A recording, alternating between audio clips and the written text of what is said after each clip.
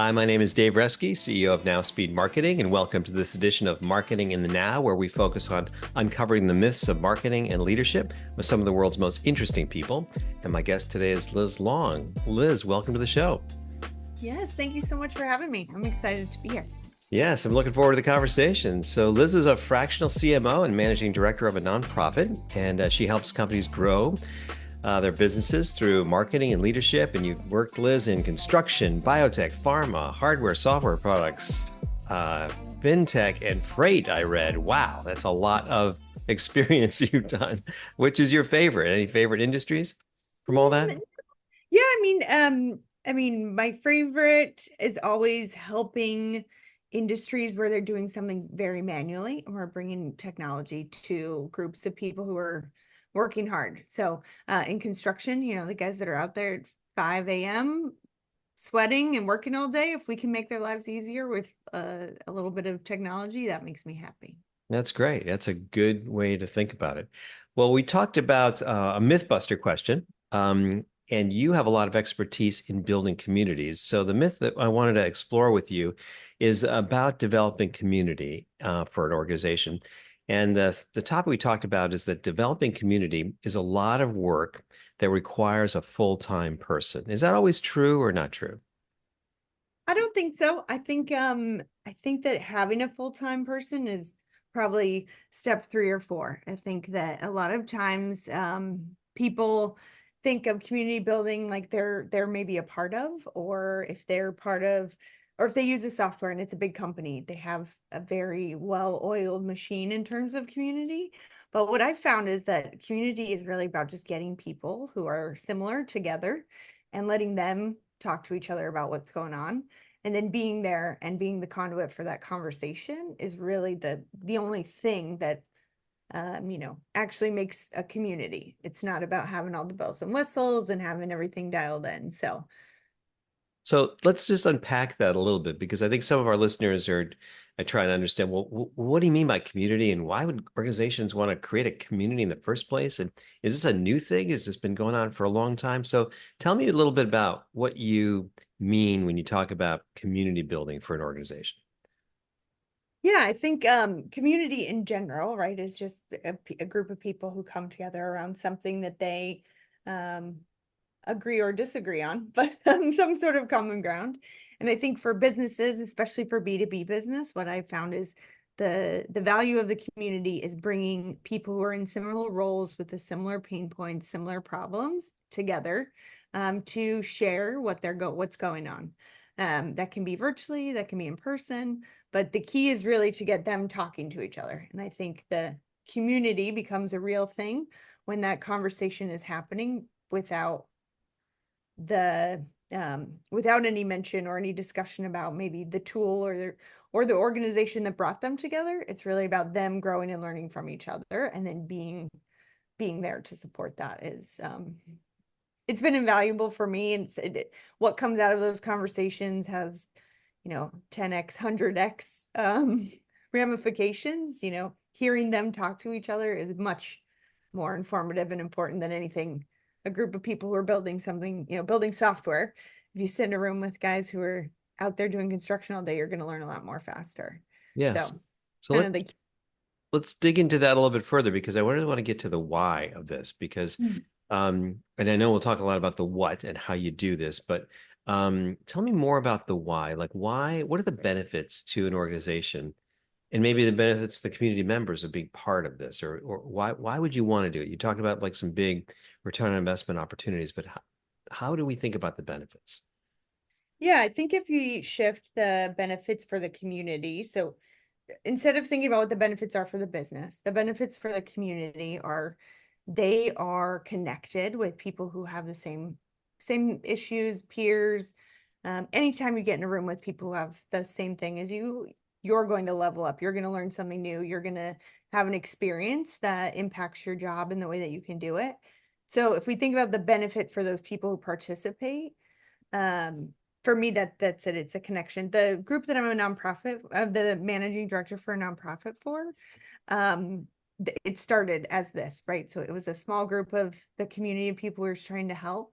For them, they're trying to define their industry. So lab operations people are trying to figure out, what does a career ladder look like? What's going, how do I handle this job when I'm a manager of none, but I have to oversee a group of 80 scientists. Like, they're dealing with things that are very specialized in terms of their role at their organization.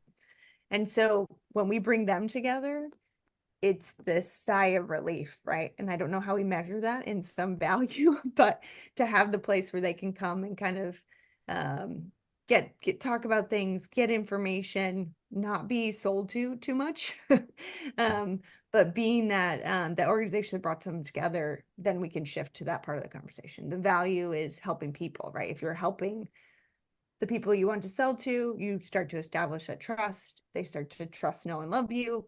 You're seen as an advisor versus someone who they're just like buying from. So the value is maybe, I don't know if the word's like it's not a, what's it, altruistic, it's great it has this good feeling, but that translates into business and dollars in my experience. Yeah. So you start off being really good for the people, and you have to be genuinely good for the community, right? You can't be using it as a veiled sales approach, but there is a business development approach where you are building trust and building that community. Ultimately, you want it to result in more business, but and everybody knows that, right? So it's not like that's a hidden agenda, but Yep, the community members would understand that that might happen, and they naturally want to do business with people they trust, right? exactly.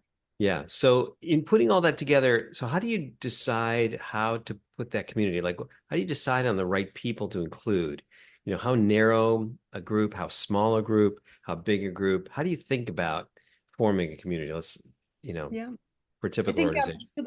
the first time that I did that, it was a little more by accident. We found a couple people and we were in conversations and we're like, we should have you guys talk because we just talked about this problem and then we just talked about this problem. And I think if you guys collaborated, there would be some benefit for both of you. So the first time was not calculated, didn't have some master plan. It was like, let's get everybody together, have some drinks, have some food, and see how the conversation goes. So that first group was made up with people who I would consider early adopters. They were excited about new opportunities, but they also understand the value of this community piece and kind of learning from other people, open to new ideas.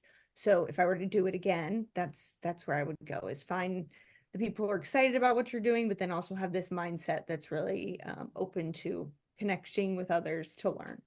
Um, and some ways that you can tell that, I think it's in the way, they're asking questions, they're interested, they're usually pretty connected. So your first group is pretty outgoing and and you want them to be a group that will attract others. So one of the things they did a little bit later was a little more strategic. We would kind of like look at people that we were talking to and see who might bring a big group with them. So like who's already kind of got some clout or some kind of is having a conversation maybe on social or speaking events, and then purposely invite them to those same conversations. So it naturally, you want it to grow, and that was an easy way to do that. It's kind of like tap into other networks.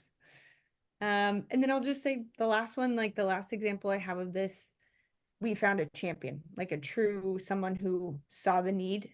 So for LabOps Unite, the founder, Amanda Allen, was, frustrated that there was nothing for her. And so we came together and said, well, we will be, the company will be we'll fund this, we'll make this happen for you, but we want you to lead it. And she really stepped into owning the conversations, inviting people and building it from a super organic way. So Oh, that's a um, great idea. Really a champion from within the community rather than the vendor putting that exactly. community together and maybe a little artificially trying to lead it. Although they could, I guess it takes the right attitude and the right person, right? To be able to Yeah. facilitate those conversations. But if you have the champion from within the community, it's sponsored. So is this idea of sponsorship a key piece? Is that what it's really, is that another name for kind of putting it together? There might be a vendor. And I can think of this working in a wide variety of industries, right? So every vendor has customers, and you're talking about the vendor sponsoring this community. Is that the way to think about it? I think the thing we were modeling was more like a client advisory board. So we were Hmm. bringing up, so it wasn't so much like you have this mission, we want to sponsor it. It was centered on being a group of industry leaders that we want to get some information from. So Yep. thinking of your cab as the start of this is a great way to do this, but then that's also a great way to get what you want from them because it's under a setup that is more um organic than a pay to play kind of a thing where you come and listen to our demo. It's more like this is what we're working on. What do you think about it? So you get exposure and get customers through having an active cab. This is another one that it's not hours and hours of a full-time job. It's make a list, send them an invite, do a Zoom or invite them to a beer. If you only get 5 people the first time, it will grow. So I think that's the other piece as I was taking my notes is um, don't measure success on your numbers initially, right? So I think our first one, we only had 3 because we weren't shooting to have hundreds. We wanted 3 really solid people. Get the right group, and then they will invite people, and more people will start to come when it starts to form a little bit more. So that's Yeah, another. that makes sense. I feel like if I was doing this and I just had 2 or 3, I might get discouraged. But you're saying don't get discouraged. Keep at it, keep trying to build it, and it will grow over time if you do it well. Yeah, and so the focus for those 3 is super valuable. You before the meeting, call and say, is there somebody you want to talk to? How can I make this more helpful for you? What do you want to talk about? Like just be hyper focused, not on the numbers, but on the value. So if you're not sure how to provide that value, ask. Yeah. No, if you are not sure that they're gonna leave feeling like they had a better experience, then ask them what they need. Don't guess. And it's definitely not a demo of your product. So Yeah. do I something love else. the client advisory board Hmm. model. But how do you feel about that versus more of a purely social um, community? So I could imagine you could just get your target audience together and say, we're going to have dinner or drinks or something like that at this place once a quarter, and we're just going to get, and naturally good conversations will happen versus a client advisory board where we're going to sit down in a more quiet, controlled environment. We're going to ask questions. There's going to be one conversation. We're going to record the notes, that type of thing. It's a very different feel. How do you feel about the value of both of those styles? Um, Good. I think they are different. Like you said, it's a different vibe. What I have done is also combine those. So Hmm. cab we're meeting at 3 o'clock on a Thursday to 5. We have a smaller group. And then we open up to a happy hour down, in a bar that's close by. And then it kind of continues the conversation in a more casual way. Um, but I also love the LabOps Unite. We got started with happy hours. It was like, let's just get together. We're sick of, well, our first Zoom with LabOps Unite was during COVID and they had 100 people show. Like we maxed out the Zoom, which was crazy. But all that is for us was this is a signal, this group of people needs help. And bringing them together is something they're willing to take the time out to do. So we started with casual virtual meetups and then moved into in person. Same thing. Like as soon as we could get back out, we were getting people together so they could connect and see other. One of the problems with this particular group, and maybe this is kind of one of the other things to start with, is identify what they need and then kind of set your programming up to match that. And LabOps people are very siloed in their companies. It's one operations person for 100 scientists. There's not as much interaction with people who are doing that job. So bringing them together was important. Where with our construction, when we did this with a construction group, and I would say the construction group was much less structured. It was just this community strategy was getting them together on a regular basis. The other one I'll say is tag on with events. So any events that they were all attending, we would go. Sometimes we couldn't afford a booth. So we would throw a party during the event and we would have this, mini happy hour, which was usually cheaper than having a booth. But then we would invite everybody who was part of our community to that. So that's another good example of how this doesn't need to be, a $250,000 community effort. It's if everybody who's on your list is going to be somewhere, go be somewhere and buy them a beer. Do you ever that no, it's a great model. So do you ever feel like there's a model where you can charge people to be part of the community? Or is it usually or almost always vendor sponsored and you don't pay anything to be part of the community? Yeah. Is there any ever a role for that? I think I don't think that it would be appropriate for a vendor to be hosting those things and try and charge for people.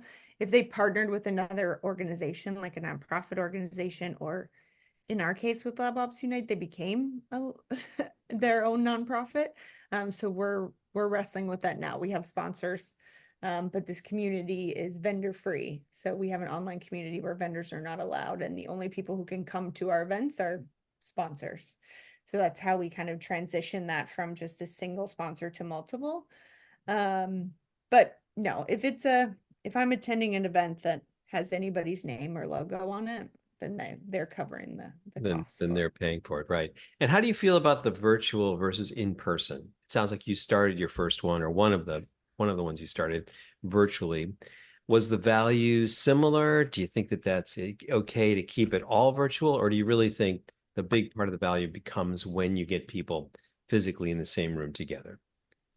Yeah, I think it depends on the market, right? So I think some groups of people are going to naturally be fine with an online community. I was also one of the notes that I wrote down is this community, I think I actually equate it to the conversation, right? So where is the conversation happening? So if you look at the group that you're trying to be together, where do they like to have conversations? That's how I would answer my virtual versus not. Because I could go even one step below virtual. It could just be like a blog, an active conversation in writing online, or or it could be all the way to, in person and everybody's there. So just trying to identify with your community on how they like to communicate is how I would answer that question. Yeah, that makes sense. I've been part of several of these. And I always find that the most effective ones are in person myself. I found that I my attention wanes after a few months of being part of the virtual ones, even though all of our work with all of our clients is virtual. It's really amazing when you can get people together in person. Have you ever tried to measure the value of these communities? I mean, the value, you could say it's priceless. You're learning, you're understanding your customers, you're maybe getting business. But are there any efforts to ever track the value, say, the pipeline created or new sales opportunity? And do people do that, or is that kind of against the spirit of community building itself? My heart says it's against the spirit, but boards that I've worked with don't care. So you have to have something to measure and something to show if you're spending money on things. We all know that. So I mean, the way that we did it was pretty simple. We just we separated the conversation so that the sales team didn't have access to the group, which has grown into what it is now. So we created an online, it was a listserv to start, so it was just like an email they could reply all. But the salespeople were not allowed to see it, they weren't allowed to look at it. And what that did for kind of measurement was we got to see when they were talking about us, but we didn't do anything, right? So the sales team wasn't allowed to hop on that and say, hey, so and so, I heard you were asking about XYZ, can we chat? So we got to witness the conversation in that environment. And then the other thing we did later is we just in our database, in our HubSpot database, we tagged everyone who was a member. So then Hmm. we could look at reporting from activities with our online presence, with our events, with anything we were doing, we could look at that subset of our list and kind of it wasn't one-to-one attribution, but you could get a sense of everyone on this list is more active than other cohorts or lists that we had put together. Yeah, that's brilliant. And then you can really track very specifically like what their activity is, what their engagement is, what their revenue is, any referrals they give. You can track all of that by tagging it that way. Yep, Yeah. and the other good one was any the pipeline. So anybody associated with the deal in the pipeline. So we had one time we pulled our report and 80% of our pipeline was associated with someone in LabOps on that list, right? So was it they attended every event and we had an outreach, or they read one paper, it was always a mix, right? They were part of our ecosystem. And so that's how we tagged them and tracked them. And what do you do if you're bringing that community together in person, and let's say there's issues or frustrations with the vendor, or there's, some negativity.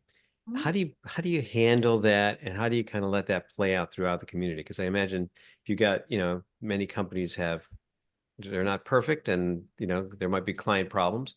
How do you kind of handle that, you know, that kind of added that negative vibe that could come through? Yeah, I think so. One of the first thing that we had is, we were a new product, so there are definitely people who had good or better experiences with us. And one of the things we found is the community actually addressed a lot of that for us, right? So when we did see things or people had questions, someone would jump in and say, oh, call so and so, they'll take care of you. We had the same problem. So as long as you are providing as best you can and being a good steward of your own product, then the community will. And we saw that repeatedly. So we didn't jump in. So that's the other thing, is keeping that conversation safe in terms of there was no moderator or anything. I just reviewed the responses, not even in real time. So we would kind of go back and see, what are they talking about, what was said. Anytime you're getting feedback in an early stage startup, you should be actively actioning on it. So if I'm hearing from someone in the community that something is not good, then there needs to be meetings with the people and change it. Like, early stage, you cannot afford to have you know no, I'm not saying no bad reviews, but you need to be having an action plan if you're hearing that kind of feedback anywhere. So So you, that's what it was for us. so you don't really want to stifle that kind of negative feedback. You want to let the community deal with it, and then address it as best you can, and use it as, and part of the value is really you're using that client advisory board to give you feedback so you can fix things, so you can make the whole process better. Yeah, Exactly. And makes a lot of sense. we also had on the client advisor board, when we sat down for feedback, we would ask them, what have you heard from the community? So even if we weren't directly getting every piece, they were reporting and kind of bubbling some of that up as well. Yeah. That's where we had, again, we had a very strong champion who was in place, and she got it, right? Like, she knows that our, if it's better for us, it's better for them, kind of a thing. So she was happy to give feedback. So maybe it was more in that relationship to focus on that. Make sure you Yeah. have somebody. And what's the role of senior management in that community? Does senior management have to show up? Do they have to be part of it? On the vendor side, I mean. So Yeah. should senior management be part of that community, or is it kind of a little bit separate from what senior management should be involved I feel like my answer is very much a marketer, but it depends, right? Our founder was absolutely a subject matter expert. So when he came, people were excited to talk to him.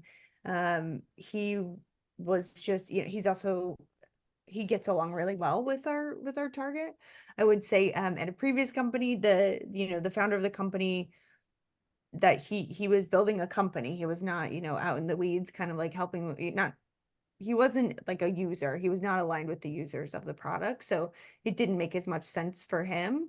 But I will say the community always loves them because they have their ear and they can put they can influence. So it was never seen as a bad thing. It's more about, the comfort of the senior leadership and their, I'm going to say, understanding and kind of participation in the community, whether it's with us or not, right? So if yet? they're active and engaged, then it's an easy kind of group that they should talk with. Yeah, that's great. Well, Liz, has been amazing. You've given us so much insight on thinking about communities and how they could really fit, how to start them, how not to get discouraged, how to get a lot of value on it. So I really appreciate you taking the time. If people want to engage with you more about this conversation, what's the best way for people to get in touch with you? I anywhere on LinkedIn, it's RHL Marketing, rhlmarketing.com. Liz at RHL Marketing, just to throw it in there one more time. But happy to talk about this. I think, the business side of it always works out when you're taking care of the people. I think that's where my my drive is to keep doing it this way. So happy to help anybody figure that out. Great. Thank you, Liz. I really appreciate you taking the time.